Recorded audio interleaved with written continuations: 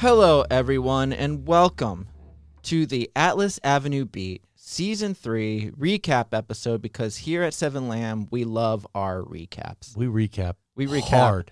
Everything we can. If we could, we would recap every single episode, but we're not going to do that because that's a little too much. This episode probably looks long. That's because we recap the recap after do this. After that.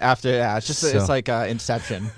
My name is Robert Lamb. I'm writer and sometimes a voice I'm the voice of Joey, so that counts. And with me is Jack Austin. Hey, everybody. Voice of Locke and several other characters. Voice of James mostly Locke. Mostly Locke. Yeah.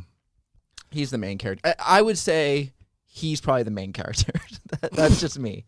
I don't know how you feel, but I think James Locke is the main character. I think he's a good supporting character. All right, if you say so. So what we did, I don't know if we did it for Atlas Avenue Beat Season 2, but we did do this for other shows like Tower 4, and I believe End of All Hope. We did this, but we didn't do it to the depth and detail that we're doing it today. Yeah, so this one, and I'm going to explain why that is later on. But basically, Jack here is going to read out basically the whole story. So there's spoilers ahead, obviously. So if you haven't listened to Season 3, or really any of Atlas Avenue Beat, go back and listen to Episode 1 and start there. This Don't is start longer with Season than 3 recap. Most of the scripts I have to read. Yeah, it's a lot. So, just go through it quickly. It's just more of like catching people up. So that way when Season 4 comes out, you can just listen to the first 5-10 minutes of this episode, so you can get caught up on what's going on with Locke and all those other crazy characters at Kenneth Heights. Yeah. All right, so you ready, Jack? Because the story is going to continue from here, I think. Yeah, so also, if you are not interested, since you just finished listening to the show and you don't want to hear the whole recap episode, or the whole recap of the story so far, just skip ahead, 10 minutes or something. Yeah. All right. Maybe 10 minutes. We'll see. But we'll go see. ahead. Yeah. If you know you've gone too far, you'll know you've gone too far. You'll know when we're recapping specific scenes and stuff. All right. I was going to do the Locke voice, but it is a lot to read. Yeah, that might be too much. The story begins with an epic fight scene where Locke is in a shootout with Johnny Morocco, who has Edith hostage. She declares her love for Paul, and right after Locke kills Morocco, a giant ham sandwich appears and plans to attack. Does this sound weird? Good, because it's a dream. Paul's dream. Everyone's actually at a diner, hanging out and catching up. And by everyone, I mean Locke, Paul, Edith, and Joey. It's been about 6 months since Julianne Good was locked away. Locke has been pretty busy as cases keep coming in. Christmas is coming up. People are in the holiday spirit, kind of. Locke mentions how him and Jane aren't a thing anymore because she turned out to be a guy. So, once again, he's single. But Paul and Bethany are dating, and Edith and Joey are dating too. When Locke goes back to the office, he finds that Arthur's broken in and has been sitting waiting to talk to Locke. He's angry that he wasn't invited to the hangout, and he wants to be besties with Locke. Soon after, a woman by the name of Miss Rose arrives. She has a case for Locke, but Locke has already taken on a big case about a missing gold hawk statue. Regardless, he goes to Miss Rose to meet a random person who he believes may be Angela Diamond from Season 1, but it turns out it's actually the she-devil, Locke's ex-wife. After vomiting a bunch, Locke and Lauren play catch-up and chat about their lives post-breakup. Lauren's married to a coat salesman named Donald Wright, which makes her Mrs. Wright. When Locke gets home, he steps on a Lego and finds out that Paul is still friends with the underage Timmy, which is weird, and Locke wants them to stop hanging out, but Timmy gives Locke some good advice about relationships, even if the advice was really just a story from Home Alone 2. Yeah. Locke gets back to the case at hand and heads to the Kenneth Heights Museum of Art, Wonder, Mystery, and Zaniness. He meets with the curator, Adam Curator, to find the gold hawk sculpture. A prized possession was stolen. Sorry, let me read that sentence again. The cadence was off. Yeah. He meets with the curator, Adam Curator, to find out the gold hawk statue, a prized possession, was stolen. Before Locke decides to fully involve himself with the case, he asks the curator if he could smash a very particular vase as part of his payment. The vase is similar to the one he and the she-devil owned many years ago. Seeing it makes the anger flow through him. Curator agrees, and Locke takes on the case. Locke interviews all the museum staff before visiting his friend Felix Berner. A note was left after the sculpture was taken, and Locke gets handwriting samples from all the staff and brings them to Burner, who's a handwriting expert. There's a match, Joel M. Ugart. But before Locke can reach Ugart to question him again, Ugart is killed by Andrew Wiseman, although Locke doesn't know that. Upset because Locke just lost his head, he heads back to the office.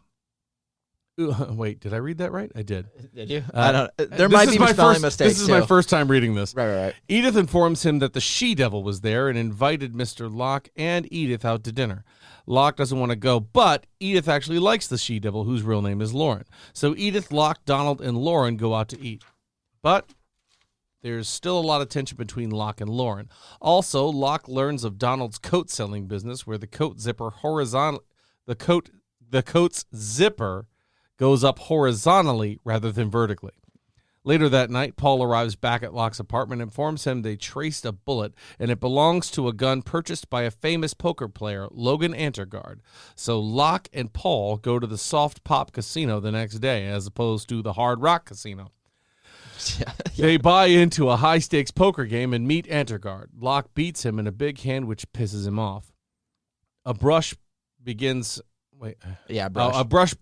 brings some written notes from a mystery person threatening Locke's life. Locke locates the mystery man and follows him outside.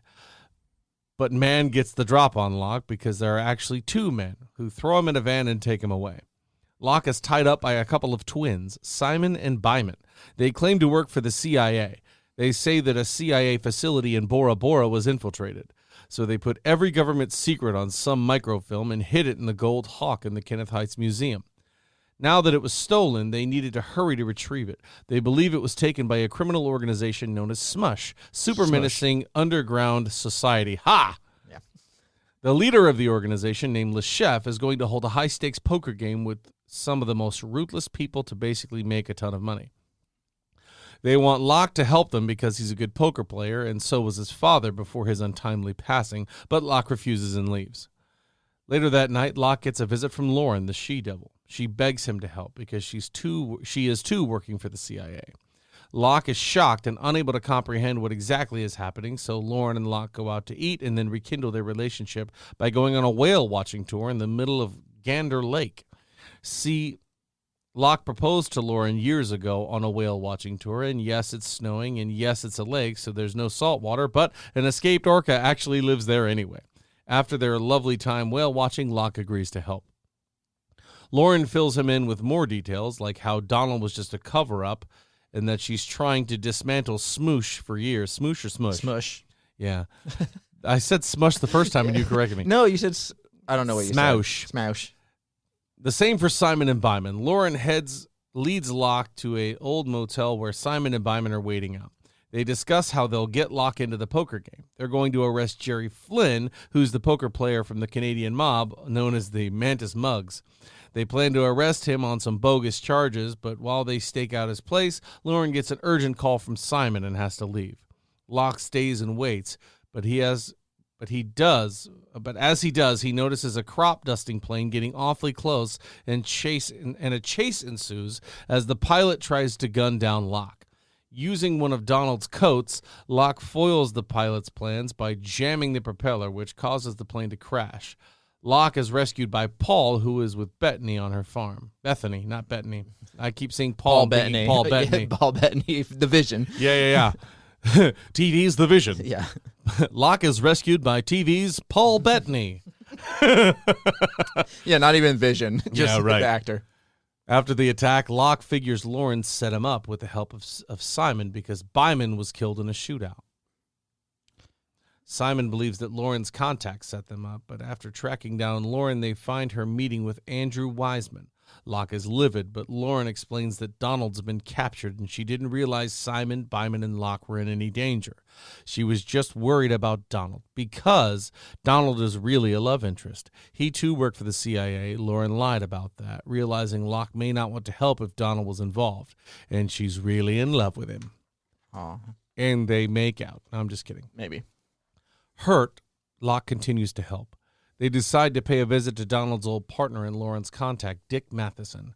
Arthur ends up tagging along too because he's tired of being out of the loop. So they meet with Dick, share some information, but find out he wasn't involved in the setup. Instead, they all get attacked by a bunch of henchmen and a huge action scene ensues. Simon dies, but the rest of them get away.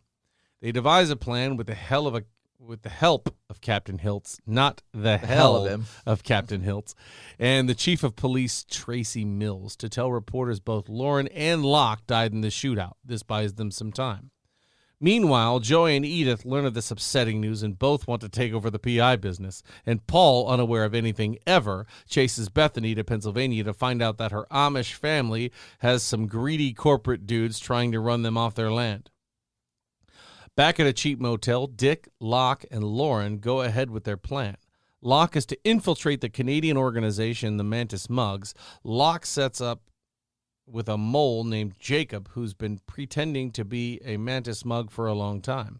Jacob gets Locke into see the head of the organization, Mr. Lynx, but before he does, Locke has to pass a Canadian test. He has to act like he's truly Canadian. They infiltrate the organization, and Mr. Lynx lets Locke, under the pseudonym Roger Thornhill, play poker for the Mantis Mugs. But where is the high-stakes poker game taking place? In international waters. But which international waters? Turns out the center of Gander Lake is considered international waters, so after 2 weeks of practicing poker, Locke is ready to take Smush down. Locke and Jacob board the luxury yacht along with bad guys from several other criminal organizations. Le Chef presents the Gold Hawk. But Smush also has a double agent in the game, hoping to keep all the money from the buy-ins and also win the tournament. But things don't go well as Locke, after a bit of trouble, ends up ultimately winning against all the other players. But things go awry when Locke gets the Hawk. A huge shootout commences between all the criminals, and Locke and Jacob barely escape, with the help of Arthur and Edith and Joey, who arrive on a speedboat. They all chase Le Chef and double agent named John Roby. Locke gets shot by an unknown man, but the orca whale appears and crushes Le Chef. Locke believes Dick is still the culprit and has him arrested. Later at the hospital, Locke learns Le Chef actually escaped, and Dick doesn't seem like the person that set him and Byman up. Simon, and Byman up. After a few words with Jacob and Lauren starts acting fishy and disappears. She stole the microfilm from Jacob. Locke and Jacob tracked her to the alley where she met Wiseman before, but she's been shot. She dies, claiming she always loved Locke. Locke and Jacob catch up to Wiseman, no thanks to fucking Barry, who's now a taxi driver. They find Wiseman and Le Chef together along with Donald, who double-crossed Lauren. His kidnapping is a lie. But before they can all escape, Arthur appears with the police, and all the bad guys are arrested. Locke gets the Gold Hawk, the CIA gets the microfilm, and Arthur is now Locke's best friend. Or bestie, as he likes to call it. Locke returns the Gold Hawk to the museum and claims his money and vase. He doesn't smash the vase, finding sympathy for Lauren. He ends up setting it up at his place while he drinks some whiskey and listens to some old jazz records. Beautiful, man. Beautiful. Whew. That was a lot, right? Yeah. Yeah. That was the first time Jack's even seen this synopsis. But I still loved it. Yeah. I typed it up real fast, so I'm sure there was like some punctuation errors and grammatical errors and stuff. But otherwise, that's basically all of season 3, which season 3 was a longer season than previous seasons. It was 15 episodes rather than the normal 12. Yeah. And I will say, does it seem a little confusing at times? Yeah, probably. Yeah, for sure. Because I had a real trouble writing the last 5 episodes. If you listen to it episodically, though, it's probably less confusing. Yeah, I mean, that definitely does help. But I do feel like out of all the seasons so far, I mean, there's only 3 seasons, but I feel like this one's the most the most involved. Like there's more, all the characters involved. There's more characters introduced. There's a lot going on. There seem to be higher stakes than everything else in this one as well. Okay, so I have some notes here, and we'll go over some of this stuff. But I was going to say that with previous seasons, I obviously used a lot of old film noir movies to be the starting point for whatever the story was going to be. Especially season 2, which was definitely a Sunset Boulevard kind of spoof. But this season was more of a James Bond thing. And I just like James Bond, and the earlier James Bonds are very spy-ish, so I kind of wanted that kind of thing. And I'm a huge fan of Casino Royale. I was just about to ask. This was a Casino Royale one, right? Yeah, so there are some like nods to the old James Bonds too, but like the main poker game thing, like that, and Lauren being the double crosser and stuff is very Casino Royale. Mm-hmm. Like I knew that was going to be the thing. The double crosser getting double crossed. Yeah. Because spoiler for Casino Royale, that happens with Eva Green's character with Daniel Craig. She loved Daniel Craig, who was Bond, but she also loved this other guy, and that's why she was stealing the money from the poker game, because this other guy was captured and held up and stuff. So I kind of wanted a similar thing with that. Plus, I felt like it would play well with him hating the She-Devil and then like end up helping the She-Devil and still thinking that she's evil, but she really wasn't. She was doing that because she loved Donald so much too. Yeah. So she was just very like torn. Not So to I thought that was mention, cool. you are a poker dealer in real life. Yeah, so I also wanted to, because in season 2 there's an action scene that takes place in the finale that takes place in projection booth, like in a movie theater, and that was my job previously. So I was like, this one I should do like a poker thing, because I know a decent amount of poker, but I also, if you listen to the poker game, I wouldn't say that that's how poker really goes down. Like calling with a 7-6 suited is not usually something somebody would do. But I was trying to make it somewhat simplified, but also kind of like goofy at the same time. But for the most part, it's all like pretty accurate poker wise. And the guy who edited for us, Dylan Whitehead, who did a really good job with the finale, he was asking me like, so I put out the flop, like we need to hear a sound effect of the flop, and then like one for the turn and then one for the river, right? I'm like, yep. So like we set it up so when you're listening to it, it sounds like a real poker game too. So kudos to all of our editors, you included. So I edited some episodes. Issa Yazdazadeh, who edited a bunch of stuff for us back in the day, like he did a few of these. I'm trying to think. Joseph Harmon, I think, did episode 14, and then Dylan Whitehead did at least the finale, which was like a long time. 108 this one, pages. This one took more than that. Us, because of our busy lives and schedules and things that we've got going on, it took us 3 different sessions to record just the finale. Yeah, just Locke's And character. sometimes that I felt like we should have just taken a day and dedicated to doing it all right then, because the tone, I didn't want it to sound different I think from overall, one session to the next. I think the only thing with that is sometimes maybe like the room tone's a little bit off, so then like maybe you're a little bit louder one day or not, or if like anybody adjusts the volumes. But other than that, I think it sounded okay. And I listened to that finale like 3 different times, as Dylan would send me like the episode again and again as we did like more and more revisions. Yeah. So I listened to it a lot, and for the most part, I think it sounds really good. And that finale had a ton of characters too. Yes, it did. Ton of characters, ton of action, which is just hard to make sound authentic for so long. So I thought it was great. I just think it's like, I was worried that it might be a little too convoluted, like overall. But most people who've listened to the finale now, who've commented on our Facebook page or on Twitter and stuff, said that they really liked it. One guy, I didn't post, somebody else posted about the episode coming out, and I saw the comment on their post saying that it was their favorite episode yet. Yeah. So that's really cool. That was really cool.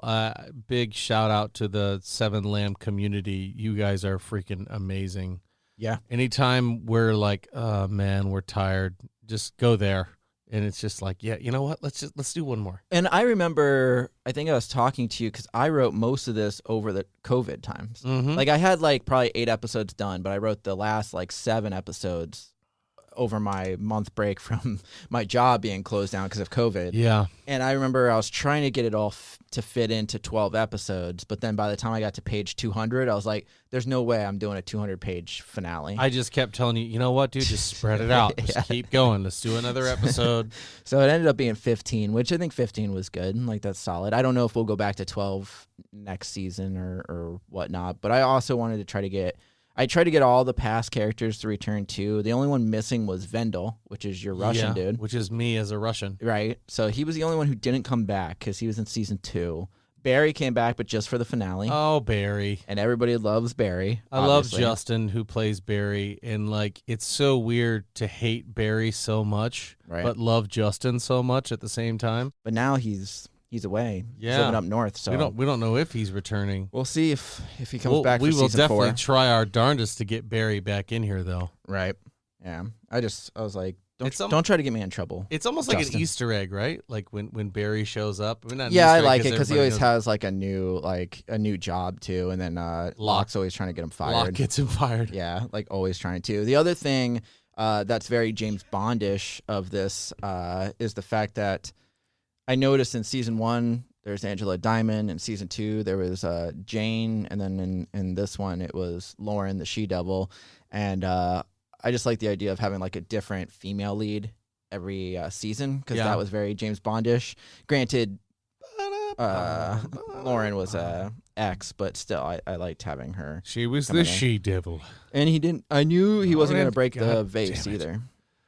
Yeah, that was kind of symbolic because he has kind of a love-hate with Lauren the whole time. Yeah, and I think when he like learned that she wasn't as bad as like he thought. Well, Locke's not a monster. No, but I also liked that I like changed Edith. That was kind of like a last minute thing. I was like, you know what? Let's have Edith like her too, just to really drive That it makes home it- that that- Locke yeah. is so like why does everybody like her? Yeah, and Locke feels like he's on an island, the only one that hates her. Yeah, right. I'm trying to look through my notes and see. Obviously, there's some nods to Maltese Falcon. I mean, the Gold Hawk is a straight up title of that spoof. And then North by Northwest with the plane chase, the crop dusting plane is directly spoofing North by Northwest. And I have the Cary Grant aliases. Every character that was using an alias, a Cary Grant alias, are like real Cary Grant character names from different movies. Roger Thornhill was the pseudonym for Locke, and that's from North by Northwest. He was named Roger O. Thornhill. Nice. Just because I like old movies. You don't say. Every once in a while. Next season we'll be doing homages to Fast 9. Oh my God. If we get to that point. Yeah. I did have to research a lot for Canadian culture because of Locke. And I really loved how you presented that to me. You're like, so Can you be Canadian? you gotta be Canadian. And But like it wasn't like a lot real. Canadian. Yeah, that's the hard part is you had to be Locke and Canadian. Yeah. Which Isn't like that. Well, Locke is like, it's just drop your voice a little bit and try to sound like Leslie Nielsen. Right. But doing Canadian on top of that was like, Luckily, it wasn't too much. There was only a Yeah. couple scenes, but yeah, I remember like looking up like all these different things, like just trying to figure out how to make like when he takes that quiz and Jacob's like quizzing him on like Canadian culture, but it's all like goofy stuff. I still looked up a lot of things, and then like one of the questions he says, "What do Canadians think of Americans?" I actually went on YouTube and was like typing that, like, what do they think about us? Like, like, do they make fun of us? Like, what is it? So I like looked up that kind of stuff. It was actually kind of hard to find anything, so that's nice. Thank you. Canadians are they're really nice, so polite and they're so nice. There's one video I think it was like a college professor talking to somebody, and they might have brought up like one or two things, but I don't remember what it was. And they but have Ryan Reynolds. What do they need to be mad about? and Mike Myers. Yeah. That's true. There's so many good Canadian stars. Seth Rogen. Yeah. No, that was like a fun time researching that kind of stuff. Yeah. Let me see what else we can talk about. I will say that I tried to give a little bit more to Edith and Joey, and a lot more to Arthur. Arthur actually became almost like a sidekick to you. Yeah, he did. He almost kind of replaced Paul a little bit. Yeah. Which is interesting because of the arc that Arthur's been on with Locke. They haven't liked each other, and then I think at the end of the finale, Locke was like, "Yeah!" So that was like a direct like spoof of Casablanca, where they walk away together, kind of talking like this is the beginning to a beautiful friendship. Like that was kind of Locke and Arthur walking together. That finally Locke gave in and was like, "Fine, we can be friends." But yeah, I liked that arc for Arthur because he didn't really the last couple seasons, like he had some stuff, but not a ton. And this one he got like a lot. And Paul actually took a little bit of a back seat, but that's because I'm setting something up for him. Mm-hmm. And either next season or maybe like a short story or something like that too. So he's got the whole Bethany. I will say that the Bethany Chronicles. the Bethany Chronicles. The whole Amish thing is also a spoof of the movie Witness with Harrison Ford. You ever see that? Very nice. No, I haven't seen that one. It's a really good movie about a Amish boy who witnesses a murder, and basically they go to the Amish town, and then the guys come to the town to try to like kill him, kind of thing. And Nice. and that's actually what I'm kind of spoofing later on. Only it's Paul. So it's like God. Paul is like, well, Bethany's going through it where like these people are trying to push these Amish people out and stuff, but it's going to be a very like Paul is going to try to help her kind of thing. The epilogue's out too, so that gave a little bit of where you could see like Paul actually reconvenes with Locke and the rest of them. So Yeah. so everybody's kind of together right now. I'm debating about what the next short story is going to be. I'm definitely going to do a short story before season 4. I know I'm going to do a Joey short story, but I think I'm also going to do one more, and I'm not sure what. I do have one idea, but I don't want to spoil it. I'll tell you later. But I'll tell you who people seem to love is Edith. Everyone seems to well, love I her. did one already for her. That's why I was trying to like I'm pick just a different saying. character. But and she'll probably be in Joey's. For sure. So For that's sure. going to be a thing. But I wanted to, because Edith got one, Paul and Arthur got one, somebody else too. Oh, Barry got one, but it got cut short. Right. Because she broke in there. I can't believe Locke would come in, or actually it was me. In the thing. Jack would come in and say that. I mean, I want to say thank you to all the people who voice characters too. Well, I went on Reddit and just tried to find like a bunch of people who play side characters and stuff. And I met a lot of people through Reddit that like they ended up being like really good, and I've cast them in other stuff too that are now like voice actors for End of All Hope and Paralyzed and all the other stuff we do. So yeah, that was pretty cool. Like Corey Pettit, I think that's how you pronounce it.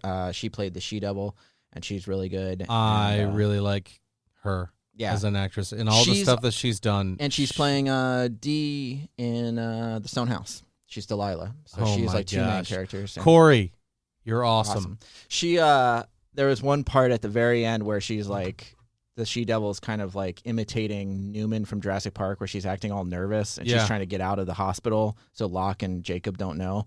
And I put that in there, and he says it was like a Jurassic Park thing. Like she's acting like Newman from Jurassic Park, and I told that to Corey. She's like, "Oh yeah, no, I knew that it was exactly like that scene." She's like, "I knew that right when I was saying it." So I was like, "Okay, cool." So you're a Jurassic Park fan too. Yeah, for sure. This is not just film noir. We throw in a lot of stuff, a lot of different nods. I will say my favorite scene was the restaurant, the fast food restaurant, where you kept reading it and you were like, this is a Whopper. Like you were describing the meal. Yeah. And it would be like the exact ingredients of like a Whopper. Yeah. But it's called the Whooper or something. Yeah. You're like, this is a Whopper. And they're like, no, sir, this is a very fancy class restaurant. Sir, It's this the is Whooper. a high class. This is clearly a Whopper. You're a Whopper. And then you just like, and I'll take the McRib. Yeah. Like, there's like a bunch of different things. I had to look up the different ingredients for different fast food items just to make it sound authentic. This has benzodiazepate. Yeah, what the hell? This is a... And then the last thing I will mention is that there's a color scheme going for some reason. The first season was the silver casket. Season 2 was the red letter. Oh, yeah. And This is season the 3 is the gold gold hawk. hawk. So I don't know why that stuck, but I think I'm just going to keep it going. Somewhat metallic. Yeah, gold hawk, I mean, silver, red, gold. The red's the only one that's not there. Yeah, I mean, I don't know what'll be the next color. I don't know what the next case is going to be, but maybe I'll try to include some kind of color to it. But yeah, I don't know why that stuck, and I just decided to keep going with it. You know what it could be? What? It's because they're going after Le Chef, and you've got the medals, and it could be Iron Chef. Iron Chef. Iron Chef. That'd be pretty Iron cool. Chef. The Iron Chef. Yeah, Le Chef was obviously Le Chief. Yeah. From yeah. Casino Royale. Yeah, I know. But still, Le Chef. I know, I know. But it's just funny that it's his name. Le Chef. I'll show myself out. No, stay, man. We're almost done. Other than that, I think that's pretty much Yeah, I mean, like we covered most of the stuff, most of the inspirations for this season. It was a fun one to work on. It's been releasing for a while. This has become kind of one of our staple shows, though. I mean, It's definitely like in our top 5. Paralyzed, End of All Hope, Tower 4, Tower 4, this one, and then this one. yeah. Story's up there too. Yeah, those 5 are like our solid ones that like. But then there's Cop Doctors. Cop Doctors is there was actually a nod Forget I to said Cop that. Doctors Forget I in said this that. Let's episode. cut that out. I think you said just in case, and then they're like just in case, and you're like, oh, sorry, I was just mentioning a character to another stupid sitcom or something. I think like that. I did say mentioning a character in another audio drama. Yeah, I think I even said Yeah. audio drama as I like to break the fourth wall every once in a while. Me too. So it's fun. I hope this isn't the end of all hope. Oh my god! Releasing on so and so. We gotta get out of here. I'm feeling paralyzed. Yeah. I don't know. That didn't make What a sense. great story podcast. Do you like my stone house? Yeah. It's concrete, actually. Yeah. Okay, sure. All right. Well, yeah. I guess that does it for this episode, this recap episode. There's a lot to this episode, or a lot to this season. We hope that it wasn't too convoluted and that you enjoyed it, and we hope that you enjoyed the finale because it was super long and it took us hours and hours to edit. Also, Amber Simpson. I don't think I mentioned her. She edited all the voices. Simpson. All the voices for season, or for the last episode, the season finale. Is that why she cries every time I talk to her? Yeah, She because just hears my voice again. it was She's like, oh my god. Well, it was also like 35 characters. So, Thank you, Amber. All of our editors, all of our actors, all of our community out there. We love you. We are the reason we're still doing this. Clearly. And if you want to make sure to follow us. We're on Facebook, Instagram, and Twitter. If you're not already following us, go to 7 Lamb Podcast on Facebook, Instagram, and Twitter. And then if you want to help us out, little as $1 a month on Patreon goes a long way for us. I mean, there are other tiers, but you can go to patreon.com/7lamb, the number 7 LAMB. And you can donate as little as $1 a month. But we have several tiers of bonus content. And we have, I think, for Atlas 70 Beat right now, season 1 and season 2 bloopers, which I'll probably start editing a season 3 bloopers since it's out. Oh, dear now. Lord. That's going to take a while. Be a good one. Maybe I'll split it into 2 parts. We also have some merchandise if you are looking to represent us or one of your favorite podcasts of ours. You can go to www.7lamb, that's the number 7 LAMB, .threadless.com. Yep. That's www.7lamb.threadless.com. Yep. So check us out. Or just message us and be like, what's up? And we'll be like, hey. And you'll be like, just chilling. We'll be like, so are we. We have the 7 Lamb Productions group or whatever on Facebook. So if you ask to join that, I think you have to ask and we approve it. But once you're in, we just we post little teasers on there and questions and all kinds of fun stuff, pictures. So definitely join that too. Yeah. And we've been trying to get better with posting a release schedule every month. It's always tentative because we have so many projects going. So we never know for sure when something's going to release. But for the most part, we stick to it. And so if you want to go to Facebook, you can see what's next up for Atlas and all of our other shows. Yeah. Awesome. Well, Jack, I appreciate you joining me for this. It's my pleasure. Reading that huge synopsis. It's all good, man. I loved it. That was your favorite thing of all that you've done so far. So let's start the recap episode to the recap. Okay, so if you remember, we introduced ourselves. Right. First and foremost, right out of the gate. Then we ran a synopsis, and then I talked about the show. Yeah. The end.